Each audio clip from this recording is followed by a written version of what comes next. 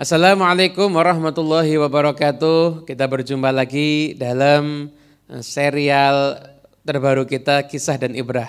Kisah tentang kehidupan generasi terdahulu yang bisa menginspirasi dalam kehidupan kita. Mereka orang-orang yang dulu menjadi orang-orang yang sukses, dekat dengan Allah Subhanahu wa taala dan sukses pula dalam urusan dunianya. Apabila kita ingin mendapatkan hal yang sama, maka copy paste kehidupan mereka, terapkan dalam kehidupan kita, insya Allah kita pun juga sama-sama akan mendapatkan kesuksesan. Nah, di antara amalan yang penting untuk meraih kesuksesan, di antara amalan rohani adalah banyak bersolawat kepada Nabi Muhammad SAW. Ada satu hadis yang diriwayatkan tentang kisahnya Ubay bin Ka'ab. Ubay bin Ka'ab berkata pada Nabi, "Ya Rasulullah, aku akan memperbanyak sholawat kepadamu, maka berapa waktu sholawat itu akan aku jadikan di dalam doa-doaku?" Maka Nabi mengatakan, "Terserah kamu." Ubay menjawab, "Ya Rasulullah, kalau gitu 1/4. 3/4 saya akan doa, minta mobil, minta rumah, minta semua hajat saya, 1/4-nya saya akan sholawat."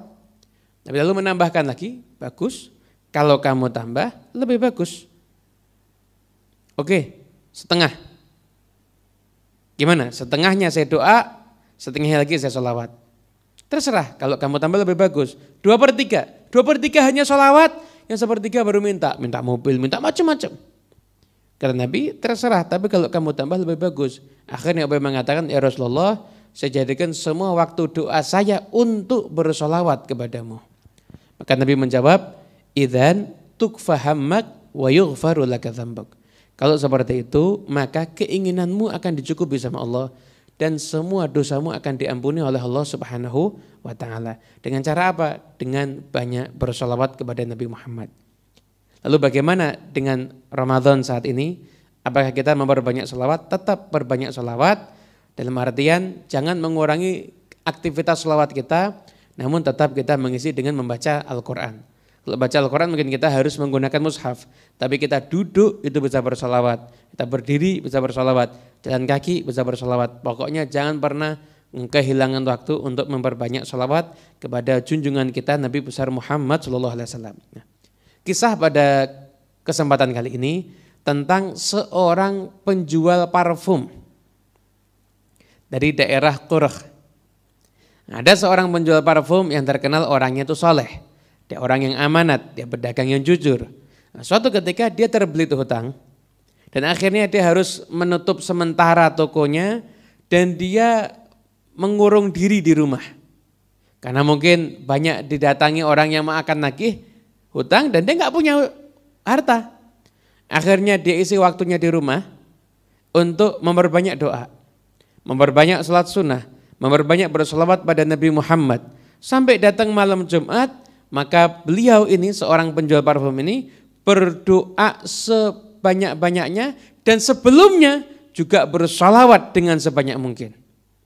Selesai dia solawat, berdoa, kemudian dia terlelap tidur, maka dalam tidurnya berjumpa dengan Nabi Muhammad SAW. Maka Nabi mengatakan, datangi Ali bin Isa, yang saat itu menjadi seorang wazir, pejabat tinggi.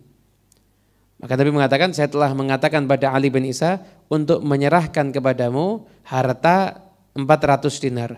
Ambillah dan gunakan untuk keperluan kamu. Nah, perlu kita ketahui hitungan angka dinar biar kita bisa membayangkannya, menghadirkan kisah ini real dalam kehidupan kita. 1 dinar itu ketika masa normal harga emas, itu pernah saya hitung kurang lebih hampir 2,5 juta. Nah, katakanlah 1 dinar itu 2 juta, biar kita menghitungnya gampang, 400 dinar itu berarti 400 dinar dikalikan 2 juta, berarti angkanya 800 juta. Nabi Muhammad SAW memerintahkan seorang pejabat memberikan uang 800 juta untuk siapa? Untuk orang yang rajin berselawat kepada Rasulullah SAW. Dan setelah terbangun dari tidurnya, maka orang ini berpikir, utang saya 600 dinar. Nabi memerintahkan untuk memberi 400 dinar. Berarti kalau dia punya hutang 600 dinar dan dia dapat dari pejabat tadi karena perintah Nabi 400 dinar, maka hutangnya dia hanya tinggal 200 dinar. Wah, lumayan itu. Kemudian setelah itu dia berpikir, tapi benar enggak mimpinya? Tapi dia teringat dengan hadis Nabi, fa inna syaitana la yatamatsalu bi. Orang yang lihat Nabi itu benar-benar lihat Nabi. Kenapa? Karena setan tidak bisa menjelmakan dirinya menjadi Nabi Muhammad. Akhirnya udah dah, aku datangi dah si pejabat itu. Didatangi ke sana, ternyata ditutup pintunya. Izin masuk nggak boleh, dilarang. Maka dia tunggu, dia sedih. Kok susah saya mau masuk. Nggak ada kesempatan nih kayaknya. Yang jaga nggak kenal sama saya. Siapa saya? Saya cuma penjual parfum. Nah, keluarlah dari sisi pejabat itu, dari dalam rumah, sekelompok orang, di antaranya ada para ulama. Maka di antara ulama tersebut ada yang mengenal si tukang parfum. Setelah itu ulama tadi dipanggil, dikisahkan. Kemudian kata ulama, setelah mendengar kisahnya dia bermimpi berjumpa dengan Nabi Muhammad, ya berarti yang dicari ini kamu. Ini si pejabat Ali bin Isa ini, si wazir, dia lagi cerita, dia mimpi berjumpa dengan Nabi Muhammad, maka Nabi memerintahkan untuk memberikan uang sejumlah 400 dinar untuk salah seorang pedagang parfum yang ada di daerah Qoroh. Ya, siapa lagi?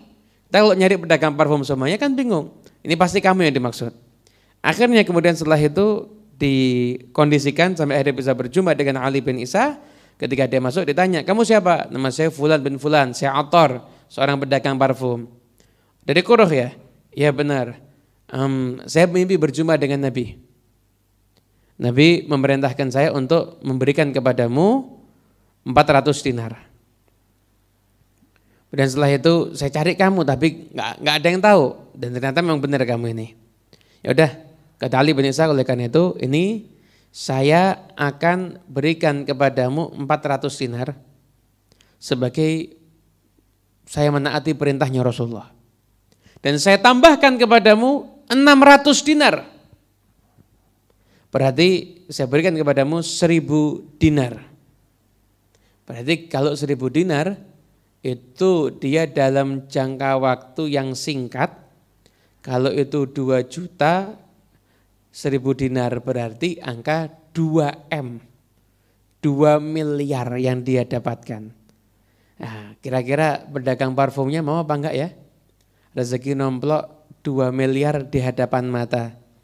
Kemudian kata pedagang parfumnya, wahai wazir, kamu orang baik, tapi saya tidak akan mengambil lebih daripada yang diberikan oleh Nabi Muhammad. Saya berharap keberkahan di dalam harta itu bukan banyaknya. Nah, ini mental yang perlu ditiru untuk orang yang hidup di zaman sekarang. Jangan lihat nominal, tapi lihat berkahnya. Anda misalkan menjual barang dengan cara yang jujur, cara yang benar. Tapi kalau Anda lihat mungkin nominalnya dikit, jangan Anda berkecil hati. Kenapa? Sedikit tapi dari hasil yang jujur, di situ Anda nolong orang lain, di situ Anda berbuat baik kepada orang lain, maka di situ insya Allah ada keberkahan yang akan menghasilkan rezeki yang min haitsu la yahtasib, yang tidak terduga-duga dari segala penjuru arah insya Allah. Kemudian menangislah Ali bin Isa karena menyaksikan pedagang parfum ini benar-benar berharap keberkahan dari Nabi, hanya mau mengambil 400 dinar sesuai dengan yang disampaikan Nabi Muhammad dalam mimpinya. Maka dia ambil 400 dinar, kemudian dia kumpulkan semua orang yang dia punya urusan bisnis. Nah, dia kan punya banyak utang. Maka beliau mengatakan, saya udah dapat uang 400 dinar. Tapi ini uang berkah. Kasih saya tempo 3 tahun, saya akan gunakan uang ini untuk bekerja dan saya akan bayar hutang kepada kalian semuanya. Maka ketika itu saya enggak mau. Kamu sekarang bayar uang kita dulu sebagian, setelah itu kamu pakai untuk kerja sebagiannya, enggak ada masalah. Oke. Akhirnya setelah itu dia mengumpulkan daripada orang-orang yang punya hutang tersebut, maka dibayarlah ketika itu 1/3 dari hutangnya total. Karena dia punya hutang itu 600 dinar, 1/3 adalah 200 dinar, dia bayarkan 200 dinar, dan 200 dinar yang ada yang itu berkah karena itu dari Nabi Muhammad, maka dia gunakan untuk berdagang. Dan hasilnya belum genap 1 tahun, maka dia telah memperoleh harta sebanyak 1.000 dinar. Dan dia bisa melunasi semua hutangnya, bahkan beliau mengatakan wa mazala mali yazid wa hali yasluh. Maka selalu hartaku itu setiap saat bertambah dan keadaanku semakin baik. Alhamdulillah, ini semuanya berkat sholawat kepada Nabi Muhammad SAW. Nah, teman-teman yang dimuliakan Allah Subhanahu wa taala, saya akan menggarisbawahi cerita ini dengan 2 poin yang inti. Yang pertama, kita sholawat itu bisa menyelesaikan hajat-hajat kita. Bisa menyelesaikan banyak urusan kita kalau kita mau bersolawat kepada Nabi Muhammad. Tapi repotnya orang zaman sekarang ini, ketika baru mulai sholawat udah nanya, saya harus sholawat berapa kali? Kalau kamu mau sholawat sama Nabi, nggak usah dihitung, sebanyak-banyaknya kamu sholawat, maka akan semakin banyak kebaikan yang kamu dapatkan. Yang kedua, jangan pernah meremehkan harta yang berkah. Ada harta itu punya berkah. Bisa jadi harta itu berkah karena itu dagang Anda yang jujur. Bisa jadi harta itu berkah karena Anda mendapatkan pemberian daripada orang yang soleh.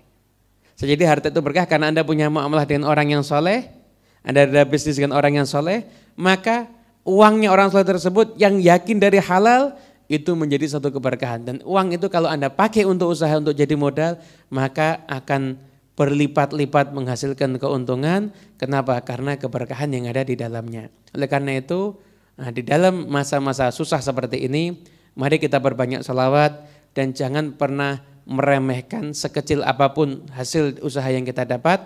Kenapa? Karena siapa tahu keberkahan Allah buka pintu keberkahan pada hasil yang kita dapat tersebut. Semoga Allah selalu memberkahi kita semuanya. Wassalamualaikum warahmatullahi wabarakatuh.